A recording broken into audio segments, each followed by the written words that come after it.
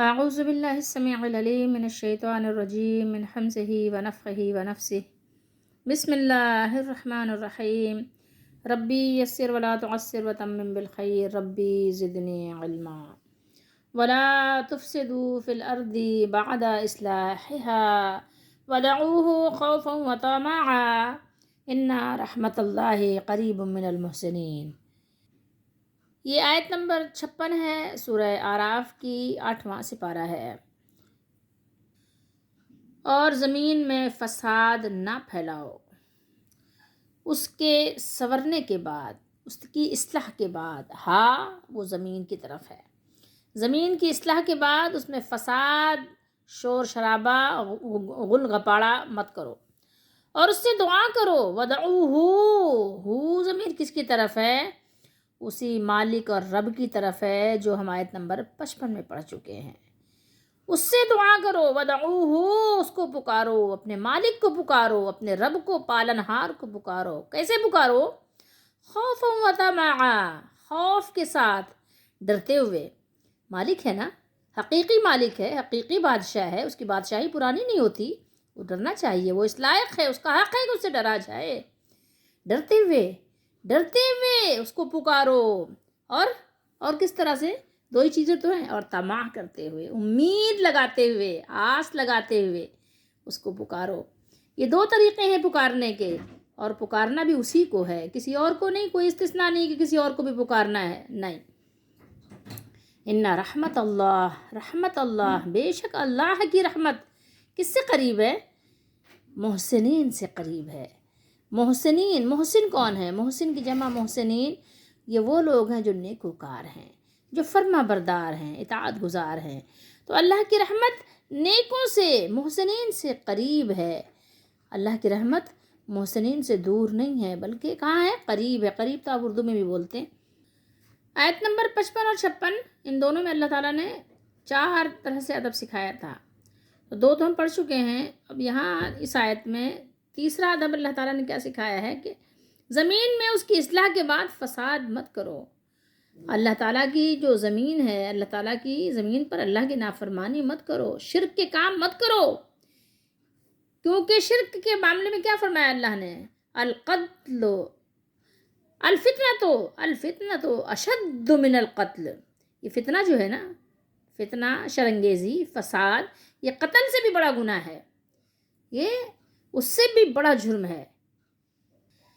شدید ہوتا ہے نا، ایک شدید ترین، ایک اشد ہے، اس سے بھی بڑا۔ یعنی زمین میں فساد اور شرک مت پکڑو۔ یہاں پر یہ فتنہ کون سا فتنہ ہے؟ اللہ کی نافرمانی کا وہ فتنہ جو شرک ہے، جو ظلم ہے، ظلم ظلمات ہے، ظلم کیا ہے؟ اندھیریاں ہیں۔ تو یہ سب مت کرو، فساد فی الارض میں داخل ہے، یہ ساری چیزیں، اس سے بچو۔ ظاہر الفساد فی البر والبحر بما کسبت ایدی الناس، سورہ روم میں پڑھیے گا۔ خشکی اور سمندر میں فساد ظاہر ہو گیا، اس کی وجہ سے جو لوگوں نے عمل کیا، لوگوں کے ہاتھوں نے کمایا، لوگوں کی وجہ سے فساد ہے نا زمین پر۔ اس آیت مبارکہ میں تھوڑا سا آپ غور کریں، توقف کریں، تو آپ کو اندازہ ہوگا کہ آیت نمبر 55 سے اس کا دیکھیں کیسا خوبصورت ربط ہے۔ 55 میں مانگنے کا ڈھنگ سکھایا تھا، مانگنے کا ادب سکھایا تھا کہ اپنے رب سے مانگنا ہے، کیسے؟ عاجزی سے، ٹھیک ہے، رازداری سے، خفیہ طور پر، ایک کہنا چاہیے کہ دل کی خشوع خضوع کے ساتھ اپنے رب سے مانگنا تھا، اور اس میں حد سے بڑھنا نہیں تھا۔ حد سے بڑھنا یہ بھی تھا کہ اللہ کے بندوں سے مانگنے لگ جاؤ، شرک کرنے لگ جاؤ۔ اس کے فوراً بعد اللہ تعالیٰ نے یہاں فساد کی بات کی کہ فساد نہیں کرو اللہ کی زمین پر، اور اس کے بعد پھر اللہ تعالیٰ نے مانگنے ہی کی بات کی، پکارنے ہی کی بات کی، امداد اور دستگیری اور مدد کی ہی بات کی۔ تو دیکھیے ربط کیا ہے کہ اگر اللہ کو چھوڑ کے اللہ کے بندوں سے مانگو گے تو یہ زمین پر فتنہ اور فساد کا باعث ہے۔ یہ ایک بہت بڑی جڑ ہے فساد کی، اور جب انسان لالچی ہو جاتا ہے تو بہت بڑا فسادی بھی ہو جاتا ہے۔ لالچ بہت بری بلا ہے، ٹھیک ہے۔ یہ لالچ کی وجہ سے جلد بازی کرتا ہے کہ جلدی سے کام ہو جائے، تو قبر والے کے پاس بھی مانگنے چلا جاتا ہے، اللہ کے بندوں سے بھی جو مر چکے ہیں، دنیا سے جا چکے ہیں، ان سے بھی مانگنے لگ جاتا ہے، ٹھیک ہے۔ تو یہ یہاں پر دیکھیے گا بڑا خوبصورت ربط ہے، اس میں آپ کو غور کرنے کی ضرورت ہے۔ اس غور کرنے کے لیے آپ کو رکنا پڑے گا یہاں پر، ٹھیک ہے۔ وَلَا تُفْسِدُوا فِي الْأَرْضِ بَعْدَ إِصْلَاحِهَا، اور زمین میں اصلاح کے بعد خرابی نہ کرنا، فساد نہ کرنا، فتنہ نہ پھیلانا۔ اللہ تعالیٰ نے زمین میں فساد برپا کرنے اور اصلاح کے بعد خرابی سے منع فرمایا ہے، دونوں کاموں سے منع کیا ہے کہ اول بات تو فساد کرو نہیں، اور اگر اصلاح ہو جائے تو اصلاح کے بعد بھی خرابی مت کرو، کیونکہ اگر معاملات درست اور صحیح سمت پر چل رہے ہوں پھر ان میں خرابی پیدا کر دی جائے تو یہ صورتحال کیا ہوگا؟ یہ صورتحال اللہ کے بندوں کے لیے بہت نقصان دہ ثابت ہوتی ہے۔ اللہ تعالیٰ نے اس سے منع فرمایا ہے اور حکم دیا ہے کہ صرف اسی کی عبادت کی جائے، اور عجز کے ساتھ، انکسار کے ساتھ، تضرع کے ساتھ صرف اسی سے دعا کی جائے۔ وَدْعُوهُ خَوْفًا وَطَمَعًا، اور اللہ سے خوف کرتے ہوئے اور امید رکھ کر دعائیں مانگتے رہنا، ٹھیک ہے۔ اور اللہ تعالیٰ نے جو دردناک عذاب اپنے نافرمان بندوں کے لیے تیار کیا ہوا ہے، تو اس کے دردناک عذاب سے ڈرتے ہوئے اور اس کی بہت زیادہ رحمت سے امید اور اجر و ثواب کی توقع رکھتے ہوئے اس سے دعائیں مانگتے رہنا، اس کو پکارتے رہنا۔ اب یہاں پر آپ یہ اندازہ لگانے میں پریشان نہیں ہوں گے، دشواری آپ کو نہیں ہوگی کہ دعا کرنے میں نمود و نمائش نہیں ہونی چاہیے، ٹھیک ہے، یا گا کر یا ڈھولک کے ڈھب ڈھب کر کے یا موسیقی بجا کر مانگنا نہیں چاہیے۔ اس میں کیا ہے کہ ظاہر ہے کہ اس میں ریاکاری ہوگی، دکھاوا ہوگا، نمود و نمائش، تو اس سے بچنا ہے، آپ نے اس سے آپ کو اجتناب کرنا ہے۔ اور اس اجتناب کے ساتھ اور کیا کرنا ہے؟ آپ کو دعا مانگنے میں عجز و نیاز مندی کا اظہار بھی کرنا ہے اپنے رب سے، اور اس کے ساتھ ساتھ یہ بھی ضروری ہے کہ دعا مانگنے والے پر خوف بھی ہو اور امید کی کیفیت طاری ہو۔ اگر ایک طرف اسے اپنی کوتاہیوں، اپنے گناہوں، اپنی خطاؤں کی فکر لاحق ہے، اس کو ہر وقت یہ فکر دامنگیر ہے، تو دوسری طرف اللہ تعالیٰ کی رحمت بے انتہا جو بڑی وسعت والی ہے، رحمت واسعہ سے اس کی آس و امید بھی بندھی ہوئی ہونی چاہیے، اس کو مایوس بھی نہیں ہونا چاہیے۔ تو یہاں پر آپ کو چوتھا ادب پتہ چلتا ہے، ٹھیک ہے، چوتھا ادب یہ ہے کہ دعا کرتے وقت اللہ تعالیٰ کا خوف بھی ہو اور دل میں دعا کی قبولیت کی امید بھی، اسی طرح جہنم سے خوف بھی ہو اور جنت کی امید بھی۔ بخاری شریف ہے، حدیث نمبر ہے 6340، کتاب الدعوات ہے۔ حضرت ابو ہریرہ رضی اللہ تعالیٰ عنہ فرماتے ہیں کہ رسول اللہ صلی اللہ علیہ وسلم نے فرمایا، یستجاب لأحدکم ما لم یعجل، یقول دعوت فلم یستجب لی۔ دعا تو ہر ایک کی قبول ہوتی ہے سوائے اس کے کہ جب جلدی نہ کرے، ٹھیک ہے، کوئی بندہ جلدی نہ کرے۔ اور جلدی کرنا کیا ہے؟ جب آپ صلی اللہ علیہ وسلم سے پوچھا گیا کہ جلدی کیا ہے، ٹھیک ہے، تو آپ صلی اللہ علیہ وسلم نے فرمایا کہ یہ بندہ کہنے لگ جائے کہ میں نے دعا کی تھی اور میری دعا قبول نہیں ہوئی۔ جلدی نہیں بچانا چاہیے، آپ دعا مانگ کر اپنے مالک پر چھوڑ دیجئے، جس مالک سے، جس رب سے، جس اللہ سے مانگا ہے وہ دعا قبول فرمانے والی ذات ہے، وہ محسنین سے قریب ہے۔ اگر آپ ظالم نہیں ہیں، اگر آپ نے ان حدود کو کراس نہیں کیا ہے جو آپ کے رب نے آپ پر لگائی ہیں، تو آپ کی دعا ضرور قبول ہوگی۔ ہاں، کچھ ایسے ضرور بھی حالات ہیں جن کی وجہ سے دعائیں قبولیت تک نہیں پہنچتی، تو آپ ان سے بچیں، ان سے اپنا بچاؤ کرنا آپ کے لیے ضروری ہے، ورنہ ہر بندے کی دعا اللہ تعالیٰ قبول فرماتے ہیں۔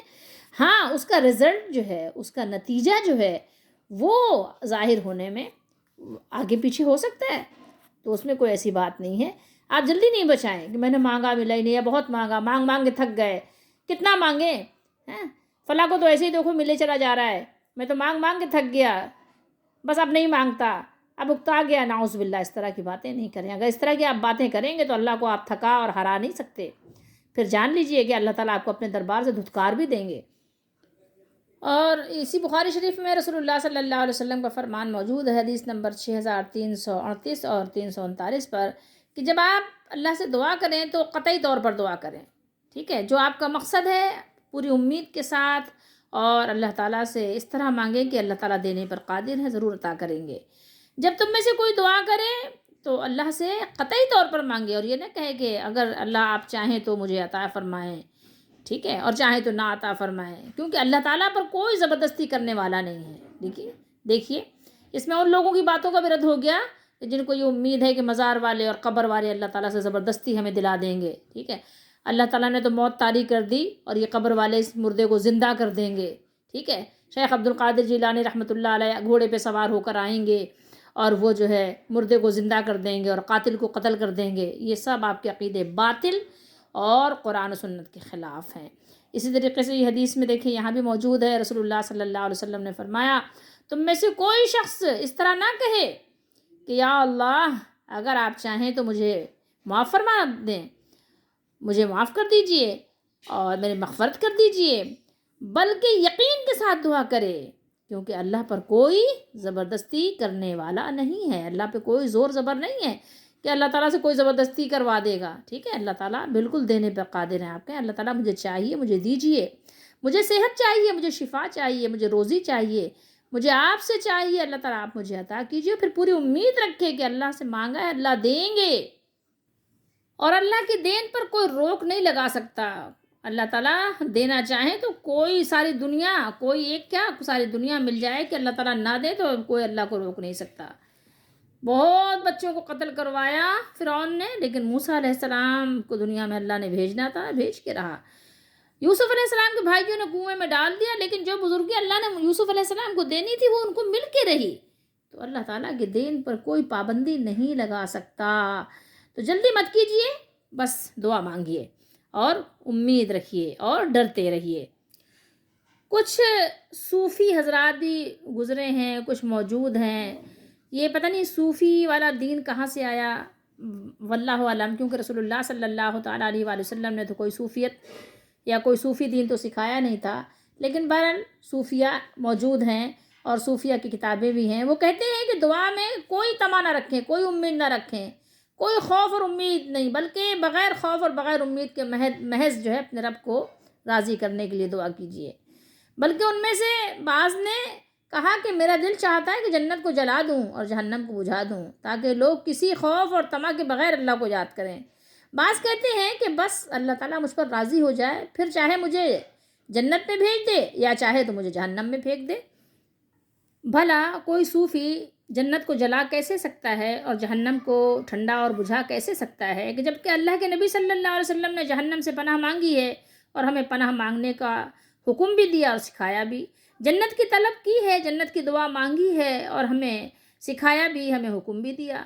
تو کوئی صوفی ایسے کیسے کہہ سکتا ہے کہ وہ جنت کو جلا دے اور دوزخ کو بجھا کر ٹھنڈا کر دے؟ اور قرآن کے بھی خلاف ہے. اللہ نے فرمایا کہ مانگو مجھ سے، ادعوا ربکم تضرعا وخفیا ودعوہ خوفا وطمعا ان رحمت اللہ قریب من المحسنین. تو قرآن بھی تو ہمیں یہ باتیں سکھا رہا ہے. تو یہ تو قرآن و سنت کے خلاف ہے. سوچئے تھوڑی دیر کے لیے. اور سورہ سجدہ میں اللہ تعالیٰ نے فرمایا یدعون ربهم خوفا وطمعا، وہ اپنے رب کو خوف اور طمع کے ساتھ پکارتے ہیں. تو بات اصل میں یہ ہے کہ کچھ ایسے لوگ ہیں جو در حقیقت اسلام کا لبادہ اوڑھے ہوئے ہیں اور جنت اور جہنم کو بے وقت ٹھہرانے کے لیے بس الٹی سیدھی بکواس کرتے رہتے ہیں.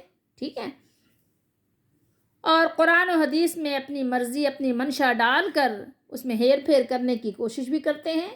جنت کی جو ہم امید کرتے ہیں اور جہنم سے جو ہم خوف کرتے ہیں، یہ سب چیزیں کیا اللہ کی رضا سے الگ چیز ہیں؟ نہیں، ایک ہی ہے. اللہ راضی ہوں گے تو جنت دیں گے، اللہ ناراض ہوں گے تو جہنم دیں گے. ٹھیک ہے، جنت اللہ کی رضا ہی سے حاصل ہوگی اور جہنم بھی اسی کے غضب کا نتیجہ ہے، جس سے بچنا بھی اس کی رضا ہی سے ممکن ہوگا. تو ایسے کیسے کہہ سکتے ہیں کہ نہیں بھائی نہ ہمیں جنت چاہیے نہ ہمیں جہنم کا کوئی ڈر ہے، نعوذ باللہ، بلکہ بس جو ہے اللہ تعالیٰ راضی رہے تو بس ہمارے لیے یہی بات کافی ہے. اگر اللہ راضی ہوں گے جبھی تو جنت ملے گی، اگر اللہ راضی ہوں گے جبھی تو جہنم سے بچیں گے. مطلب کہاں سے یہ لاتے ہیں شیطانی، یعنی سوچیں ان کی کہاں سے آتی ہیں، شیطان کی طرف سے ہی آتی ہیں. جیسے وہ خون کے دوران کے ساتھ شیطان گردش کرتا ہے نا جسم میں، بس ان کے خیالات بھی ویسی گردش کر رہے ہوتے ہیں، الٹے سیدھے. مطلب شاید قرآن کبھی پڑھا نہیں کہ یہ آیات پڑھتے تو اسی سے سبق سیکھ لیتے، یا پڑھا تو ان پڑھوں کی طرح پڑھا کہ کبھی اس میں سوچنے کی زحمت ہی نہیں کی. اور یہیں پہ بس نہیں کیا، اشعار بھی لکھ دیے، کتابیں بھی لکھ دی. ایک کتاب ہے، میں نام کیا بتاؤں، اور شیخ عبد القادر جیلانی کی طرف منسوب کی ہے. ان نظموں کو کہیے یا برل اشعار کو کہیے یا منقبت کہیے یا کہیے کہ جو ہے مناجات کا نام دیجیے، نعوذ باللہ مناجات تو بہرحال نہیں ہے، لیکن میں آپ کو بتا رہی ہوں کیا کہہ رہے ہیں اس میں، من دیوانہ در دوزخ بزنجیر تو خوش باشم، ٹھیک ہے، یہ کیا کہہ رہے ہیں، من دیوانہ در دوزخ بزنجیر تو خوش باشم، اگر یک بار تو پرسی کہ مجنوں چیز تھا لے تو، مطلب نعوذ باللہ استغفر اللہ کہہ رہے ہیں، من دیوانہ در دوزخ بزنجیرے تو خوش باشم، اگر یک بار تو پرسی کہ مجنوں چیز تھا لے تو، کہہ رہے ہیں کہ آپ کا یہ دیوانہ، یہ شیخ عبد القادر جیلانی کی طرف منسوب کیا ہے کہ آپ کا یہ دیوانہ دوزخ میں بھی آپ کی زنجیر میں بندھ کر خوش رہے گا، دوزخ میں خوش رہے گا، دوزخ میں خوش رہے گا، یہ کیا شیخ عبد القادر جیلانی رحمۃ اللہ علیہ جیسا ایک جس کی طرف یعنی ہم نیک گمان کرتے ہیں، ایسا اللہ کا بندہ جس کے اندر اللہ کا خوف اور قرآن کا علم ہو، کیا وہ ایسی بات کہہ سکتا ہے کہ آپ کا یہ دیوانہ دوزخ میں بھی آپ کی زنجیر میں بند کر، جہنم کی زنجیروں میں بند کر خوش رہے گا، کاش، کیا کہہ رہے ہیں، کاش کہ آپ صرف ایک بار مجھ سے پوچھ لیں کہ اے میرے مجنوں تیرا حال کیا ہے، اگر یک بار تو پرسی کہ مجنوں چیز تھا لے تو، فارسی کے اشعار ہیں۔ اللہ سے توبہ کرتے ہوئے، استغفار کرتے ہوئے، معافی مانگتے ہوئے ایک دو مصرے اور آپ کو سنا دیتے ہیں، تو جنت را بنے کا دا منے بدرا بدوزخ بر کے بس باشد میرا آ جا تمنا وصالے تو، آپ جنت نیک آدمیوں کو دے دیجئے اور مجھ گناہ گار خطا کار کو دوزخ میں نعوذ باللہ بھیج دیجئے کہ میرے لیے وہاں آپ کے وصال کی تمنا ہی کافی ہے۔ تمنا سے بھلا کیا بات بنے گی، دوزخ میں کہہ رہے ہیں بھیج دیجئے مجھے نعوذ باللہ، دوزخ کی دعا مانگنا، کیا کسی اللہ کے نیک بندے سے ممکن ہے کہ وہ دوزخ کی اپنی دعا مانگے اپنے لیے کہ آپ مجھے دوزخ میں بھیج دیجئے اور نیکوکاروں کو آپ جنت دے دیجئے؟ بھائی ہمیں تو گناہوں سے معافی مانگنا ہے اور اللہ تعالیٰ سے جہنم سے پناہ مانگنی ہے، کہہ رہے تو جنت را بنیکا دا، نیکوں کو آپ جنت دے دیں، ٹھیک ہے، منے بدرا بدوزخ بر، اور مجھ خطا کار کو آپ دوزخ میں بھیج دیں، نعوذ باللہ استغفر اللہ استغفر اللہ استغفر اللہ استغفر اللہ۔ بلکہ مجھے آپ کو کیا پڑھنا چاہیے، کیا مانگنا چاہیے اللہ سے، اس طرح مانگیں، چمن پر جرم سیانم توئی غفار یا اللہ، چمن پر جرم سیانم توئی غفار یا اللہ، چمن پر عیب عصیانم توئی ستار یا اللہ، یعنی میں تو سر سے پاؤں تک گنہگار ہوں اللہ تعالیٰ، آپ کے سوا لیکن میرے گناہوں کو معاف کرنے والا کوئی نہیں، آپ ہی غفار ہیں، غفار تو آپ کا نام ہے، اور میں تو بے شک عصیاں اور خطا کار ہوں، ہزار ہاں عیب میرے اندر ہیں، لیکن آپ کے سوا میری عیب پوشی کرنے والا کوئی نہیں، ستار تو آپ ہی ہیں مالک اللہ، آپ ستار ہیں، آپ کا نام ستار ہے، آپ غفار الذنوب اور ستار العیوب ہیں، آپ اپنے غفار ذنوبی کی وجہ سے میرے اس تمام گناہوں کو کیا کر دیں، مٹا دیں، معاف کر دیں، معاف کر دیں، اور آپ ستار العیوب ہیں تو میرے عیبوں پہ پردہ ڈال کے چھپا دیں۔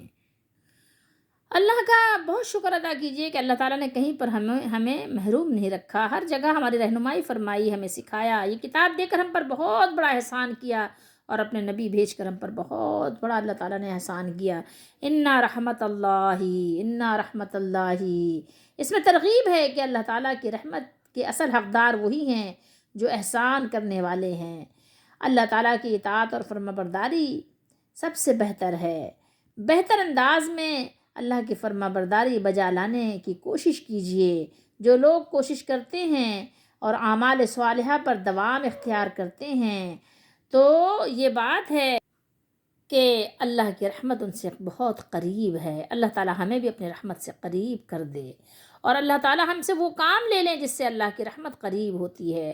اب یہاں دعا کا اللہ تعالیٰ نے حکم دیا ہے تو یہاں آیت پڑھ کر اپنے لیے دعا مانگیے، اور اس کے بعد پھر آگے آیت پڑھیے، اللہ تعالیٰ سے امید بھی کیجیے اور خوف بھی رکھیے، اللہ تعالیٰ سے خوف کھائیے کہ اللہ اپنی رحمت سے ہمیں، اب اگر ہم دنیا میں خوف کریں گے تو اللہ تعالیٰ ہمیں اس سے آخرت میں بے خوف کر دیں گے، اور ہم اللہ تعالیٰ سے یہ امید رکھیں گے کہ اللہ ہمیں جنت میں دیں تو اللہ تعالیٰ ہماری امید کو پوری کر دیں گے، اور اللہ کی رحمت محسنین سے قریب ہے، ہمارے گناہوں کو، ہم بڑے بڑے گناہوں سے بچیں گے تو چھوٹے چھوٹے گناہوں کو اللہ تعالیٰ ہمارے معاف کر دیں گے، اور ہمیں اپنی رحمت سے محسنین میں شمار کر لیں گے، شامل کر لیں گے۔ تو اللہ تعالیٰ سے دعا کریں اور کوشش بھی کریں، عمل بھی کریں کہ اللہ تعالیٰ ہمیں مطلب اپنی رحمت سے قریب بھی کر دیں، کیونکہ اللہ تعالیٰ نے اسی سورہ اعراف میں آگے فرمایا ہے وَرَحْمَتِي وَسِعَتْ كُلَّ شَيْءٍ فَسَأَكْتُبُوهَا لِلَّذِينَ يَتَّقُونَ، اور میری رحمت ہر چیز کو گھیرے ہوئے ہے، چنانچہ میں جلد ہی اس رحمت کو ان لوگوں کے لیے لکھ دوں گا جو پرہیزگار ہیں، جو متقی ہیں، جو متقی اور پرہیزگاری اختیار کرتے ہیں، تقوی اختیار کرتے ہیں، میں ان کے لیے بہت جلد اپنی رحمت کو لکھ دوں گا۔ تو اللہ تعالیٰ یہاں پر کوئی شک کرنے کی بات نہیں ہے کہ اللہ تعالیٰ کی رحمت نیکی کرنے والوں سے قریب ہے۔ اس کی رحمت ان نیکی کرنے والوں ہی کے لیے خاص ہے جو اس کے احکام کی اطاعت بجا لاتے ہیں اور جن کاموں سے اس اللہ نے، اس مالک نے، اس رب نے منع فرمایا ہے ان کو چھوڑ دیتے ہیں، ان کو ترک کر دیتے ہیں۔ تو میں اور آپ کیا کریں؟ صرف دعا کریں؟ نہیں، ان کاموں کو بھی چھوڑ دیں جس سے اللہ تعالیٰ نے مجھے اور آپ کو منع فرمایا ہے، جس سے روکا ہے اس سے رک جائیں۔ یہ یہاں پر اللہ تعالیٰ نے کتنی امید دلائی اپنے بندوں کو، یہ فرما کر کہ ان رحمت اللہ قریب من المحسنین، کتنی امید دلائی، دست دعا پھیلانے والے کو یقین دلا دیا کہ اگر تم اطاعت گزار اور فرما بردار ہو تو تمہیں خالی ہاتھ واپس نہیں لوٹایا جائے گا، بلکہ رحمت الہی اپنی بخشش و مغفرت اور قبولیت و عنایت سے تمہیں سرفراز فرما دیں گے۔ یہاں ایک چیز غور طلب ہے، اور وہ یہ ہے کہ اللہ کی رحمت بہت وسیع ہونے کے باوجود بھی قریب ان لوگوں کے ہے جو محسن ہیں، جو خوبصورت دل رکھتے ہیں، جو خوبصورت عمل رکھتے ہیں، جو خوبصورت کام کرتے ہیں، ان سے قریب ہے۔ تو آپ بھی کوشش کیجئے کہ دیکھیں شکلیں اور اعضاء اور جسم یہ تو آپ کے اختیار میں نہیں تھا، یہ تو آپ کے مالک نے آپ کو بنا دیا، لیکن آپ کے اعمال آپ کی کوشش پر منحصر ہیں۔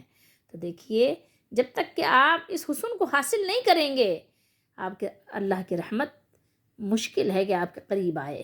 اس کی ذرا غور کیجئے گا، اور یہ فساد فی الارض اس پہ بھی غور کیجئے گا۔ ہر قسم کی فساد انگیزی سے اللہ تعالیٰ نے منع فرمایا ہے۔ آپ اگر چشموں کو بند کر دیتے ہیں، نہروں کو توڑ پھوڑ دیتے ہیں، باغات کو اکھاڑ دیتے ہیں، کھیتوں کو اجاڑ دیتے ہیں، کارخانوں کو برباد کر دیتے ہیں، تجارت و صنعت میں دھوکہ بازی کرتے ہیں، بازاروں میں آپ لوگوں کو فریب دیتے ہیں، گھروں میں، خاندانوں میں اور علاقوں میں اور بستیوں میں اور شہروں میں سازشیں کرتے ہیں، میاں بیوی میں لڑائی جھگڑے کرواتے ہیں، بچوں میں، ماں باپ میں، بچوں میں فساد ڈلواتے ہیں، مالک اور نوکروں میں جھگڑا کرواتے ہیں، نفرتیں ڈلواتے ہیں۔ غرض یہ کہ آپ سمجھ لیجیے ہر قسم کی تخریبی کارروائی جس سے ملک کی معاشی اور اقتصادی خوشحالی متاثر ہو، اس میں رکاوٹ ہو، یا اس کے کسی قسم کے استحکام کو نقصان پہنچے، یا عقائد جو آپ کے عقائد ہیں اس میں کوئی خرابی واقع ہو، اور اسی طریقے سے دین الہی میں جو اللہ کا دین ہے، جو شریعت محمد رسول اللہ صلی اللہ علیہ وسلم لے کر آئے ہیں، اس میں آپ اپنی غرض کے لیے ترمیم کریں، تحریف کریں، آگے پیچھے کریں، کمی بیشی کریں، ساری یہ باتیں کیا ہیں؟ غیر اسلامی ہیں، اور یہ ساری عادات و اطوار کو اختیار کرنے والے، اپنانے والے، اسلامی تہذیب و تمدن کو چھوڑ کر غیر اسلامی تہذیب کو اختیار کرنے والے، اور غیر یعنی کہنا قوم کو ان کو پسند کرنے والے، ان کے طریقہ کار پہ چلنے والے، سنتوں کو چھوڑ دینے والے، وہ لوگ سب اس آیت کی روشنی میں اپنے لیے غور کریں۔ قرآن نے ہر طرح کے فساد سے منع کیا ہے، ہر طرح کے فساد سے روکا ہے۔ اگر آپ غور کریں گے قرآن مجید کی تلاوت کرنے کے بعد تو آپ کو اندازہ ہوگا کہ شرک کے بعد اللہ تعالیٰ نے دو چیزوں کو بہت ناپسند فرمایا ہے۔ ویسے تو بہت ساری چیزیں ظاہر ہے، ہر وہی کام جو اللہ کو ناپسند ہے اللہ تعالیٰ نے اس سے منع کیا ہے، لیکن دو چیزوں سے بہت زیادہ ایسا معلوم ہوتا ہے کہ اللہ تعالیٰ ناراض ہیں۔ ایک تو فساد فی الارض سے، اور دوسرا لالچ۔ اگر آپ دیکھیں تو لالچی لوگوں کو اللہ تعالیٰ پسند نہیں فرماتے، رسول اللہ صلی اللہ علیہ وسلم بھی نہیں پسند فرماتے تھے کہ کسی کے اندر حرص ہو، حرص بھی دیکھتے تھے تو آپ ناپسند فرماتے تھے، مانگنے والوں کو بھی آپ اسی لیے مانگنا بھی پسندیدہ نہیں ہے۔ تو یہاں پر آپ غور کریں، میں ایک خاتون ہوں اور خواتین کے ہی لیے میں بات کر رہی ہوں، یہ جو ہمارا شعبہ ہے ہم اپنے شعبے سے تعلق رکھنے والوں سے بات کرتے ہیں کہ گھروں میں خواتین ہوتی ہیں مرد جو کرتے ہیں سو کرتے ہیں، وہ اپنے کیے کے ذمہ دار ہیں. ہم خواتین یہ کام بہت زیادہ کرتے ہیں. ہمیں توبہ کرنی چاہیے، جو اب تک کی زندگی میں کیا اگر جیتے جی اس سے توبہ کر لیں گے تو اللہ تعالیٰ معاف فرما دیں گے. لیکن اگر اپنے روش پر باقی اور برقرار رہے تو پھر آپ خود سوچ لیجئے کہ پھر ظاہر ہے اللہ تعالیٰ سے بچانے والا بھی کوئی نہیں ہے، اللہ تعالیٰ سے پوچھنے والا بھی کوئی نہیں ہے. دیکھیے خواتین کیا کرتی ہیں گھر میں، شوہروں کی برائیاں کرتی ہیں. ٹھیک ہے، شوہر کبھی کبھی، شوہر بھی تو انسان ہے نا. شوہر کیا ہے؟ شوہر فرشتہ تو نہیں ہوتا نا. شوہر کے گھر والوں کی برائی، دیور کی برائی، دیورانی کی برائی، نندوں کی برائی، میکے میں آئیں گی تو بھاوج کی برائی. ٹھیک ہے، مطلب ہر ایک کی، یعنی دیکھیں، اور بالخصوص یہ عورتیں، ناشکری عورتیں جو اپنے شوہروں کے کیے پر پانی پھیرتی ہیں، ان کو بھی سوچنا چاہیے. یہ اپنے شوہر سے جو لڑتی ہیں عورتیں، ان کو سوچنا چاہیے، 100 مرتبہ سوچنا چاہیے. شوہروں پہ شک کرنا، مرد جو کرتے ہیں وہ مرد اپنے کیے کے ذمہ دار ہیں، لیکن یہ ہے کہ بلا وجہ زیادہ مانگنا، زیادہ تقاضا کرنا کہ مجھے یہ بھی چاہیے، مجھے زیور بھی چاہیے، مجھے گاڑی بھی چاہیے. آپ جب شادی کریں، نکاح کریں، تو آپ پہلے سے دیکھ لیں کہ اس کی حیثیت کیا ہے، اس کی استطاعت کیا ہے، یہ مجھے کتنا کھلا سکتا ہے. پہلے سے نکاح نہ کریں، لیکن جب آپ نے نکاح کا بندھن باندھ لیا، اب آپ اس کے پابند ہو گئے ہیں. ٹھیک ہے، اب پابند ہے، جیسا کھائے گا وہ کھلائے گا. آپ کو بہت اچھا کھلانے کا اور بیوٹی پارلر بھیجنے کا وہ پابند نہیں ہے. یاد رکھیے، اگر آپ بلا وجہ فساد کرتے ہیں، یہ بھی فساد فی الارض میں داخل ہے. آپ اپنے گھر کو فساد کا نظر آپ نے کر دیا. یا بچوں سے بلا وجہ تقاضا کرنا، بہت زیادہ کی حرص و حوث کرنا، اس کی وجہ سے لڑنا جھگڑنا، مجھے یہ چاہیے، مجھے وہ چاہیے، مجھے یہ چاہیے، میرے پاس یہ نہیں ہے، فلاں کے پاس یہ ہے. اپنے سے اوپر والوں کو آپ دیکھتے رہیں، اپنے سے نیچے والوں کو نہ دیکھیں. لازمی بات ہے کہ ری ایکشن میں، ہر ایکشن کا ری ایکشن ہوتا ہے. تو ظاہر ادھر سے بھی جواب آئے گا نہ کچھ. سارے شریف نہیں ہوتے، اور شریف بھی ہو تو کب تک شرافت؟ ظاہر شرافت کی بھی تو ایک حد ہوتی ہے نا، ایک لمٹ تو ہے ہر ایک کی، اس سے زیادہ تو نہیں. ایک برتن کو آپ کتنا بھریں گے؟ جتنے اس کی لمٹ ہے.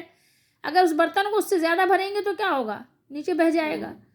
تو آپ کسی کو اتنی آزمائش میں نہ ڈالیں نا، کسی کو ایسی آزمائش میں نہ ڈالیں کہ پھر ظاہر ہے آپ گالی کے بدلے میں پھر گالی ہی سنیں آپ.